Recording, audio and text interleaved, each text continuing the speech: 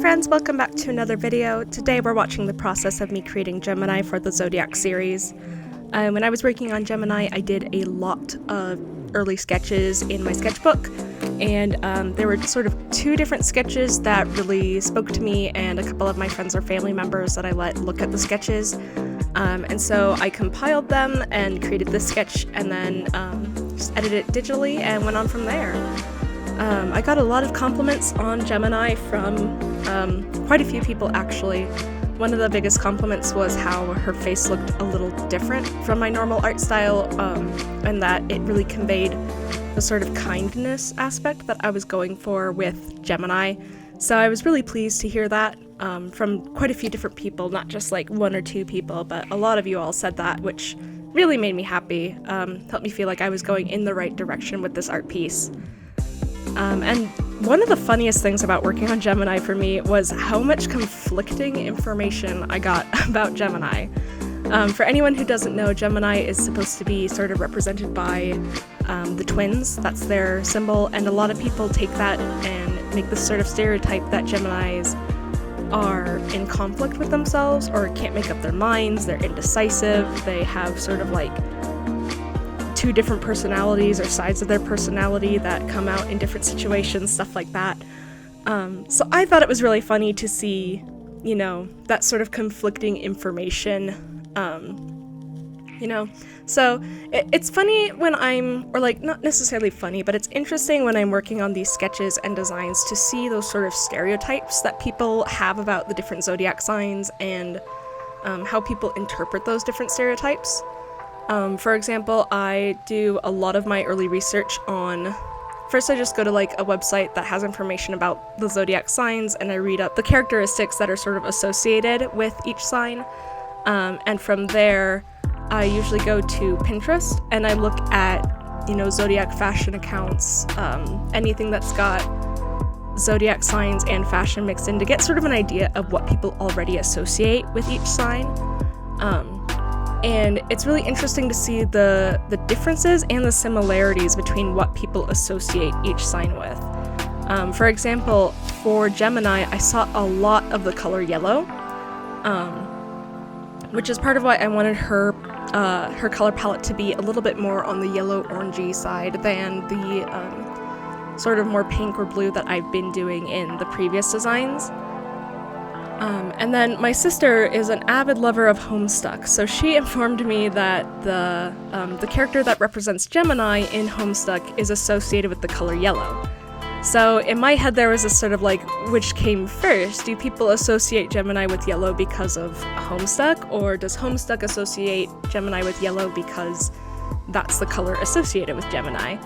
And it was just really interesting to see, these different interpretations of the same characteristics or personality trait or whatever.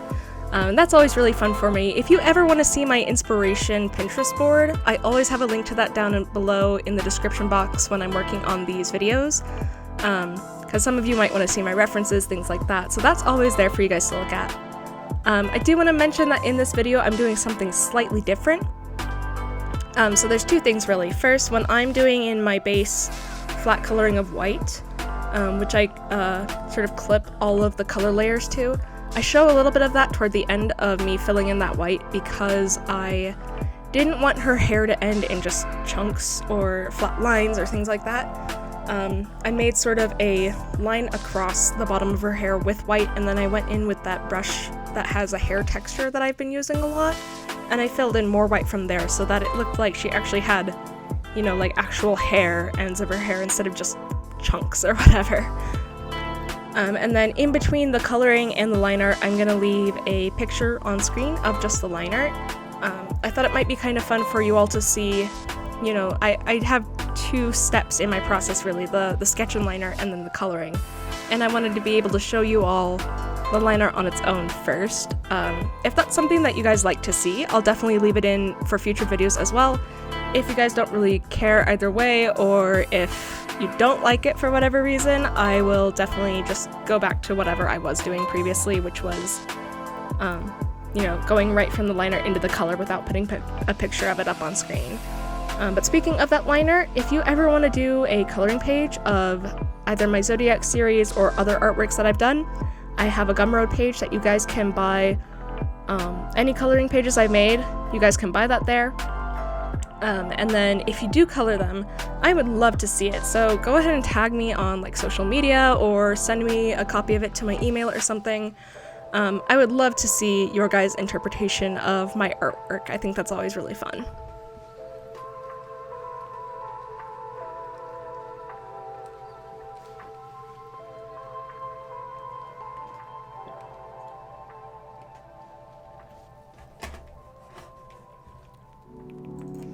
Alright, so here we are going back into the color here.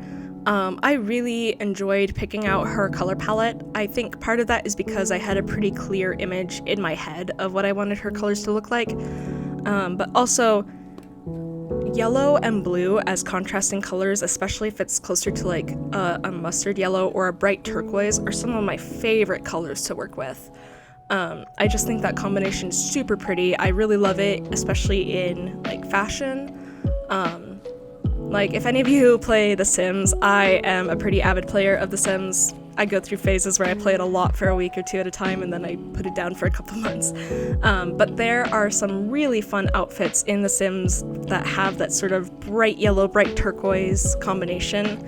A lot of those came out with the Discover University pack, and I love those. I love that combination so much. So getting to be able to work in that sort of color palette was really fun. Surprisingly, I haven't really done a lot with this color palette, even though it's one of my favorites to look at.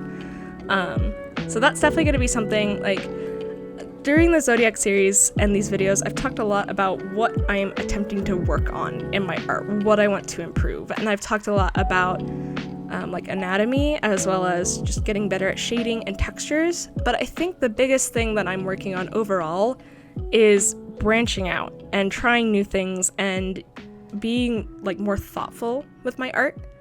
I think I have this tendency to sort of like sit back and do what I'm comfortable with or what I'm used to, and that's usually working with a lot of pinks or blues or purples and drawing a lot of very like cutesy anime artwork, drawing sort of your stereotypical 3/4 angle looking left kind of a thing. I think those are things that I'm pretty comfortable with in drawing, and I want to push myself to draw like more dynamic poses, more interesting designs, more details, more color schemes that I haven't worked with before. I want to push myself to become a better artist, but also it's a little hard to describe because the variety in what you can do doesn't necessarily make someone a better artist. You know, there's a lot of different levels to art, and what some people consider really good, some people might not like aesthetically or whatever. So, you know, I have my own personal goals for what I want to be able to do with my art in the future, and there's a lot of little steps in there. So, anatomy, like I mentioned earlier, details and textures and color palettes and shading, those are sort of the things that are getting a lot of my focus right now. So I think it's really fun for me to sit back and watch myself draw my own art, because I can really see where I was falling back into sort of something that was comfortable and where I pushed myself. So that's really fun to be able to watch, and it's hard to convey as I'm sitting here narrating my own videos, because it's very internal in my head, knowing the subtle differences. But if any of you are artists, or if you work on something that has a lot of different levels to it, you might understand a little bit of what I'm talking about.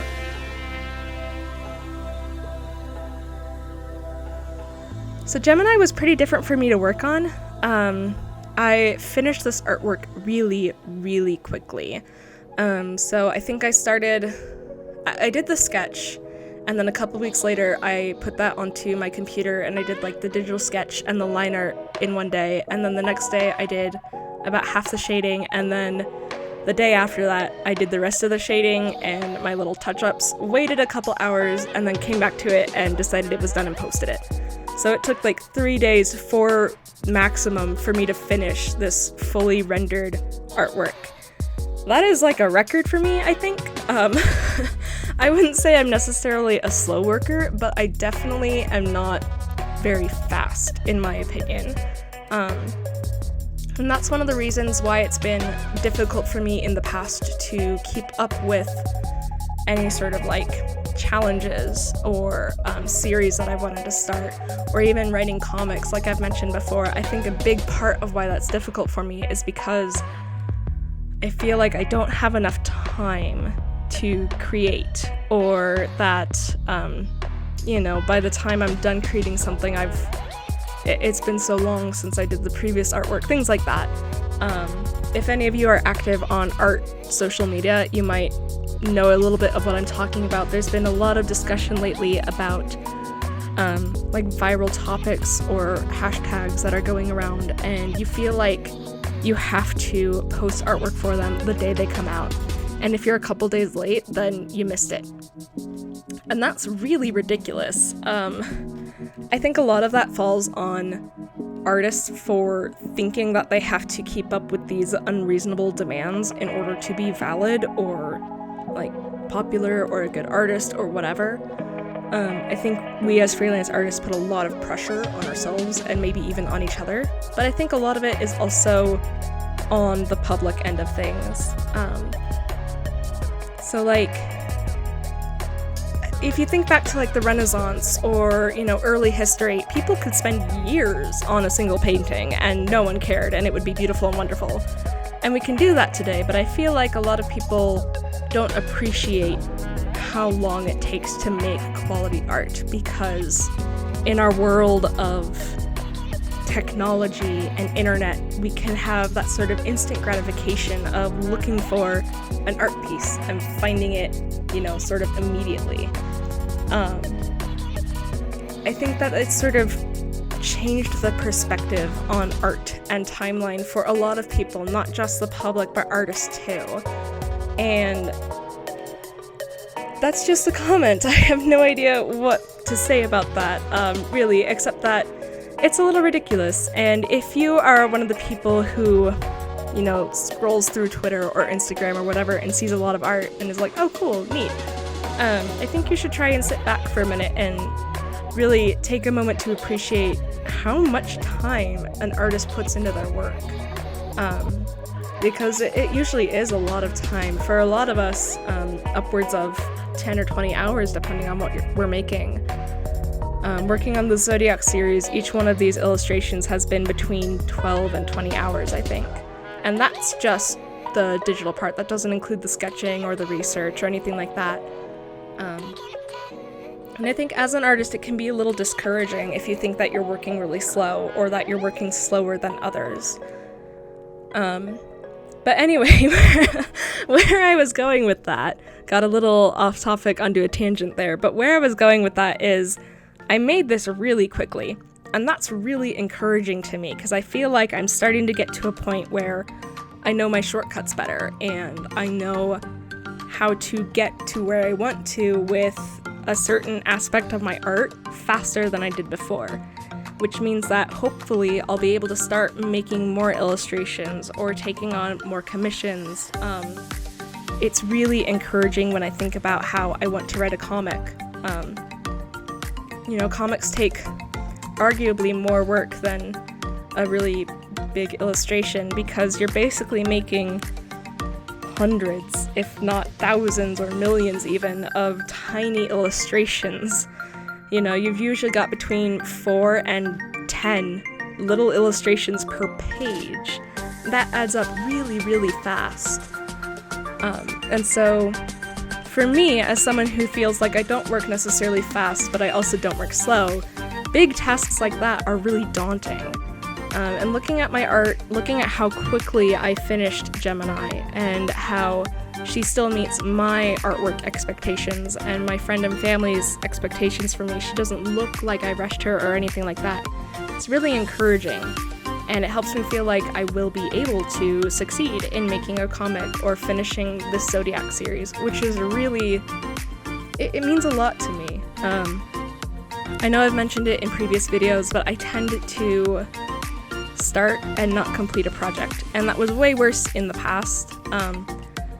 One of the biggest reasons for that has been ADHD. For anyone who doesn't know, I have ADHD. I was diagnosed in pretty early in 2020. So, you know, going my whole life having ADHD and not knowing, to suddenly find that out and be able to look into resources and how to cope with that, my whole life has changed.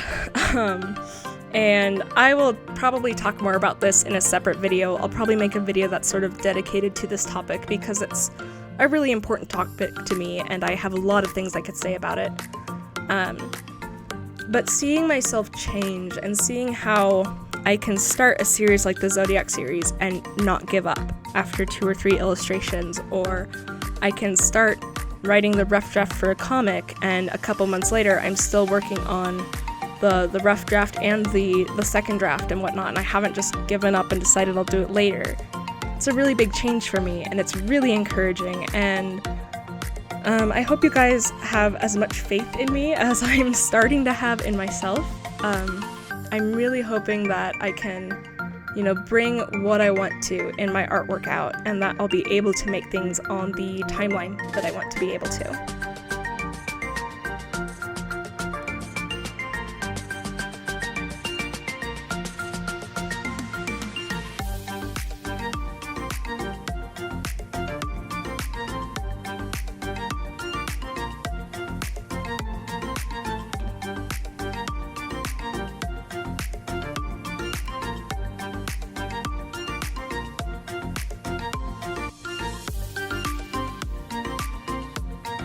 Alright friends, well we're coming up pretty close to the end here. I'm just adding the last little bit of details in the highlights and the shading, and then the background. So I really appreciate you all for watching my videos. It means a lot to me.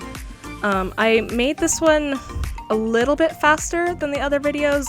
The entire thing is at 28 speed instead of the line art being at 28 and the coloring being at 25. If you guys think that's too fast and you want to go back to the 25 speed and be able to actually watch the shading in a little more detail, let me know in the comments or send me a message. If you think that it's a great speed, or if you think it's like too slow still even, let me know as well. I am pretty new to this whole YouTube thing, so any feedback is good feedback, really. So yeah, let me know your thoughts, and thank you all for watching. There's lots of links in the description box for you all about like other social media I'm on, projects that I'm working on that you can be in touch with, stuff like that. I'd love if you guys would take a look at that and maybe even share this video if you like it. I hope you all have a great day. Thanks!